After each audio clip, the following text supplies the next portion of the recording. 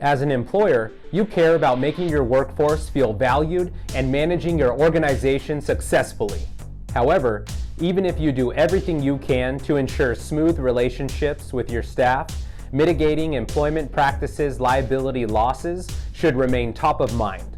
That's why it's crucial for your organization to have EPLI coverage.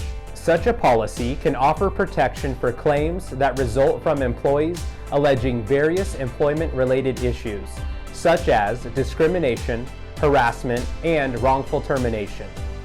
Apart from securing EPLI coverage, it's important to stay up to date on the latest EPLI market trends.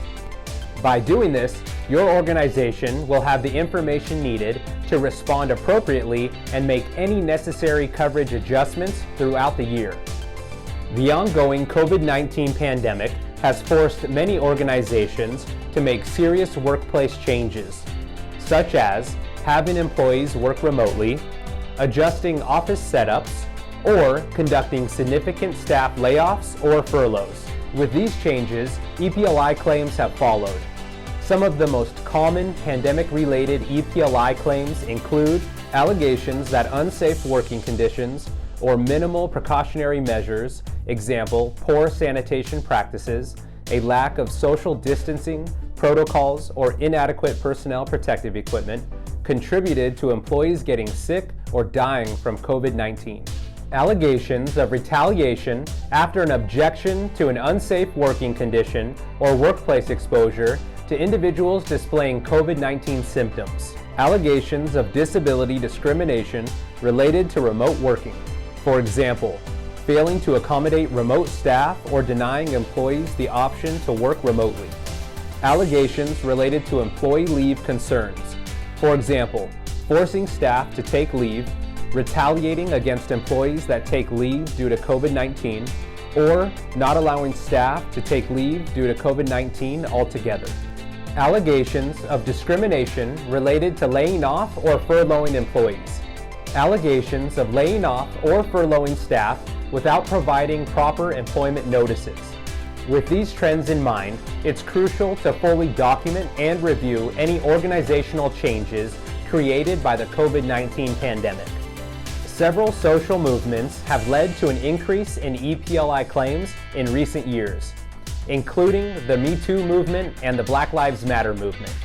The Me Too movement, which is an anti-sexual harassment campaign that was originally founded in 2006 and has gained significant social media attention since 2017, largely contributed to a 50% rise in sexual harassment lawsuits against employers over the past few years, according to the U.S. Equal Employment Opportunity Commission, the EEOC. This movement emphasizes how important it is for employers to implement effective sexual harassment prevention measures, reporting methods, and response protocols. For example, a zero-tolerance policy in the Sexual Harassment Awareness Training Program. The Black Lives Matter movement, which is a racial justice campaign that was originally founded in 2013 and resurged in 2020 in the form of nationwide protests, has the potential to become a driving factor in race-related workplace discrimination and harassment lawsuits. This movement makes it increasingly vital for your organization to take steps to promote diversity, acceptance, and inclusion in the workplace, as well as take any accusations or reports of racism seriously. Although the EEOC had previously released guidance stating that workplace discrimination and harassment based on sexual orientation, gender identity, and gender expression violated Title VII of the Civil Rights Act of 1964. The U.S. Supreme Court just recently confirmed in 2020 that Title VII protects gay and transgender employees from such treatment. While this is a relatively new development, the Supreme Court's decision highlights the need for your organization to ensure all LGBTQ+ employees feel properly supported in the workplace. According to the U.S. Bureau of Labor Statistics, the share of employees over the age of 55 in the labor force is expected to rise to nearly 25% by 2024, up from 13% in 2001. The Age Discrimination in Employment Act, ADEA, forbids age discrimination against employees and job applicants ages 40 and over. As wage and hour laws continue to change across the country, it's critical that your organization regularly reviews state-specific legislation related to the minimum wage, employee classifications, for example, hourly or salaried, overtime pay, sick leave, and other paid time off. A failure to provide your staff with adequate wages or paid leave can lead to various EPLI claims.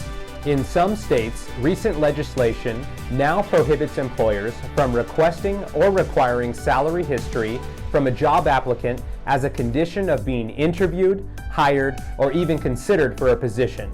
In light of these changes, it's best to speak with legal counsel for state-specific employee wage, leave, and salary history guidance. Following the 2020 election results, medical marijuana is now legal in 36 states, and recreational marijuana is now legal in 15 states. As marijuana legalization becomes increasingly commonplace across the country, it's crucial for your organization to review any state-specific legislation and adjust workplace policies and procedures accordingly.